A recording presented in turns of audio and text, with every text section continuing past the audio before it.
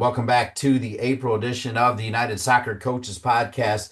Very special guest today, and one that, quite frankly, we should have had on a long time ago, but now we're here, and so we're going to enjoy it as we're joined by John DeBenedictis, who happens to be the Executive Director for the National Soccer Coaches Association of Canada. And we've always cared about Canada within the association, and so we're delighted to have John on. John, welcome to the United Soccer Coaches Podcast. Well, thanks very much. Thanks for having me. Before we get into some of the work you've been doing, particularly for the Soccer Journal, I also want to talk about the book that you've written as well. Well, I mentioned your writing ability. Before we get to your story that was published in the most recent Soccer Journal and maybe talk about one that's coming up, I do want you to talk about the book you wrote. I believe the title is Last 9 Seconds. Can you break that down? And then at the end, let's sell some of those books. Remind everybody where they can get it. Yeah, the book, I used to play as a goalkeeper. And, when I was coaching while I was playing, so I started coaching quite young.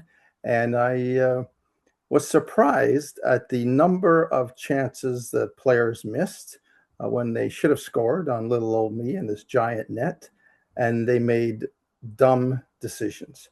And so that kind of baffled me especially as we're trying to promote the game here in North America. Everyone complains it's low scoring game, it's a boring sport.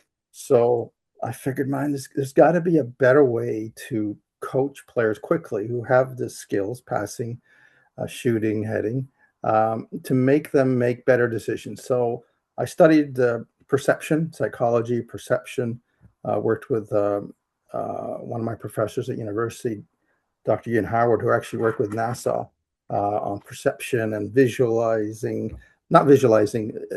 being able to see and how your brain makes mistakes. And I started to put all that together and do experiments and watching thousands of goals. And I figured, there might be a better way to teach someone quickly over a very short amount of time to improve their goal scoring abilities. So I did some tests with some players that I was coaching at the time, including my son. I talk about him in my book. And miraculously, the number of goals that players would score after doing a course with me was going up 300%, 1,000%. It was like crazy. So I stopped doing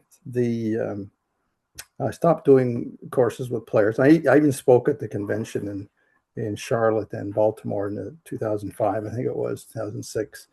And says I better stop and write everything, put it in a book to kind of claim it, to make sure, hey, these are my ideas. And then it wasn't until 2013 that the book came out, and it's still relevant in terms of different ways of coaching players in a short amount of time to make better decisions on the field. And we see that every day. I can watch any game and say, okay, that player made a mistake based on what the goalkeeper sees and what the goalkeeper can and cannot do.